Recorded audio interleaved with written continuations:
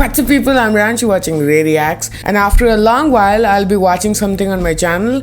Now this is gonna be a binge reaction session for me, so over these videos if my energy goes down a little bit, that's why, because as you guys have seen, my regularity has gone down. So I'll be working on that. But today we'll be watching the Moon Knight pitch meeting, and this has come out just a few minutes ago. I'll be reacting to it. This is from Ryan George, you know him well. If you like the video, be sure to head over to the Pitch Meetings official channel. You can head over there, you can vote up the video, you can subscribe to Pitch Meeting from there. They post out some amazing stuff. And if you want to subscribe to Ryan George, who's the guy who hosts these pitch meetings, you can head over to his personal channel as well, which is again under his name, Ryan George, and there you can watch all the other videos he does.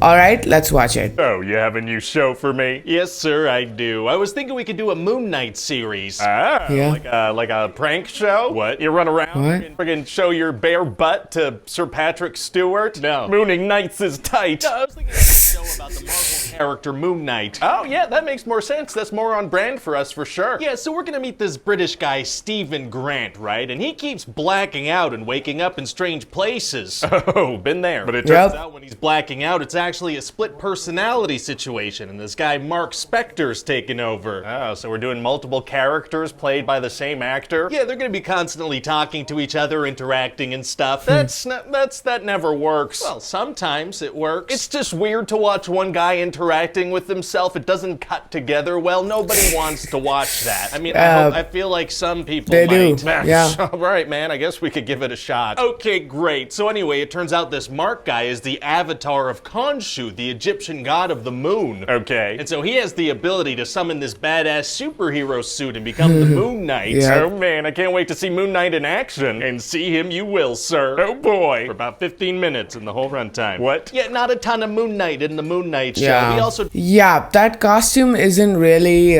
seen too much in the show, but that's because Moon Knight isn't the actual focus. Like I've said in numerous different videos, it's really about all the characters. You know, it's equally about Layla and Mark and Steven and their Moon Knight and Mr. Knight.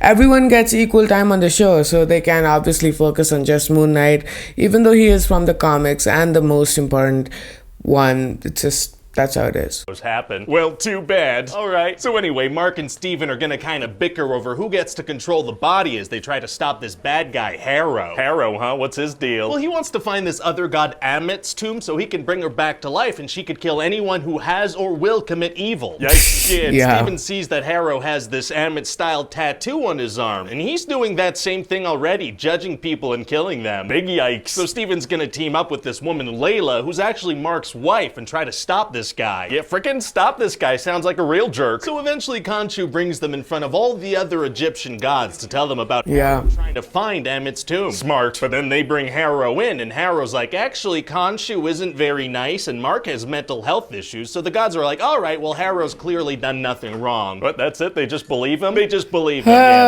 that's right. Yeah, that was perhaps one of the biggest plot holes in the show. I mean, I guess they needed to do that to both introduce the other gods as well as not imprison Arthur, because that's the key of the show. I guess they didn't think about it too much, so they just let it go. That's just how it is. Mark make him show that magical Amit tattoo of his. Unclear. So then all the avatars leave, but this one lady stays behind and gives Mark a hint about some other thing he can find that'll help him out. Oh, very nice. So him and Layla go on another little adventure, and eventually they find this star map that'll lead them to Amit's tomb. Okay. But this star map was made thousands of years ago, so Khonshu has no choice but to turn back the entire night sky to see what it looked like on that night. I mean, they have like iPhone apps that let you do that. Yeah, but he shifts massive celestial bodies instead of opening the app store. Wow, people must freak out. Not really, no. This is the MCU. Anyway, then all the other gods punish Khonshu and imprison him inside a little Ushabti figurine. Oh, dang it. And so eventually Mark actually finds Amit's Ushabti, but Harrow pops out and shoots him dead. Oh, that's fatal. It is, except no, not really, because this is the MCU Yeah. and death is rarely permanent. Death is never permanent in the MCU. I mean, here it makes more sense because Egyptian god, Duat and all that, but it's never really permanent. Vision died, he came back. 2 times he came back, and there's also Loki who dies like every week. Captain America technically died, and then he also came back from the ice. It's a whole thing. Everyone dies, everyone comes back. That's how the MCU works.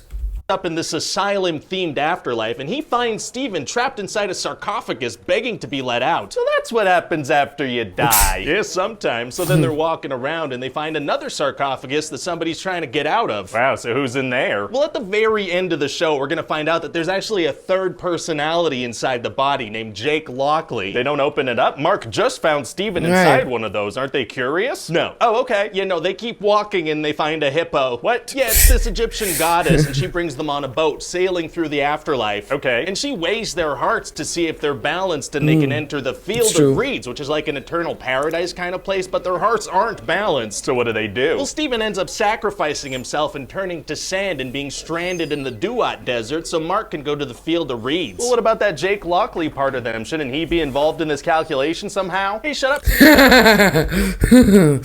That split second "hey, shut up" was actually really awesome. Reads, but he's like, we gotta go back for Steven. We can't leave him lost in the sands forever. Yeah, that'd be messed up. But the hippo goddess is like, it doesn't work like that, Mark. Oh, well, sounds like it's impossible to get him back then. Actually, it's gonna be super easy. Barely an inconvenience. Oh, really? Yeah, because it immediately does work like that, Mark. Oh, yeah, he just kind of magically runs right back into the desert and finds Steven immediately, and then some gates open up and they go through. Well, that worked out great. Yeah, that worked out great. Also, Layla released Khonshu so Mark and Steven get their healing powers back. How does she manage to free Khonshu? Well, turns out all you have to do is smash the figurine and that does the trick. Oh, nice. But also Harrow has everything he needs to set Amit free now, so the other gods show up like, what is going on? Who could be doing this? Do they not remember the meeting they just had about that? No, they forgot about that, I guess. So they're like, who could it be? And then Harrow kills them all. Very rude. So then Amit is released and she's a very angry crocodile. Yeah. Oh yeah? Oh yeah. So she inhales a bunch of souls and becomes super huge, and then Khonshu also becomes really big. How? By becoming really big. Yeah, that was weird. This big final fight. Yeah, that was a little off how they made Khonshu big when Khonshu didn't eat anything or anything. It's just how it works. That's how the storyline is. When you're creating such a nice web of everything that's happening, sometimes there's a little things that are off. Who cares? And also Layla has powers too now. Oh, she does? Yeah, the hippopotamus gave her some bug wings. This is a weird show. Kind of. So then Mark turns into Moon Knight and flies in to start kicking some butt. He flies now? Yeah, he flies now. Wow, wow, wow.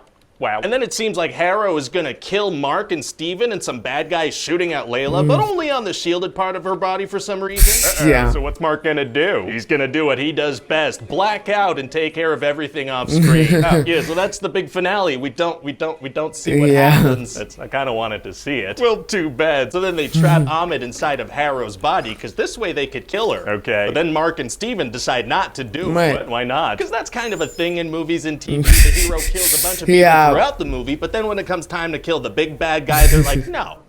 But this is a god that wants to kill a bunch of people. Yeah, and so then Khonshu lets Steven and Mark free because they had made a deal. Oh, well, that's nice. It is, but then in a mid-credit scene, we're gonna learn about that Jake Lockley guy, and Khonshu has him kill a bunch of hospital staff to get to Harrow and then kills him. Khonshu has Jake kill a bunch of innocent employees? He did, yeah. So what do you think? Well, it sounds like a great show. Amazing. So what are you thinking for casting? I was thinking Oscar Isaac for Moon Knight. Yeah, that's a great idea. And for Layla, we could slide into some DMs. What? Oh, I did not know that. That's actually hilarious. Awesome though, that was a great pitch meeting. We got to see a lot of jokes. Let's be real, this wasn't the funniest pitch meeting, but I really appreciated it. I was smiling the whole time. There was an interview that Ryan George did. I don't remember which channel it was on, but there he said that when he makes these things, he just goes in the theater or Disney Plus or whatever he's watching, and he just sits there trying to point out mistakes. And sometimes they're good movies, and there you really can't find mistakes. So like here, Moon Knight was actually one of the best Marvel shows I've seen. I haven't seen Daredevil, so I'm not considering all of them, but definitely the best Disney Plus show so far. And with that said, there were a few plot holes, like that whole thing where he said about Khonshu becoming big. But while we are talking about the final fight, I did not like the big CGI Skybeam fight like at the end of every Marvel movie, which is what Ryan George says.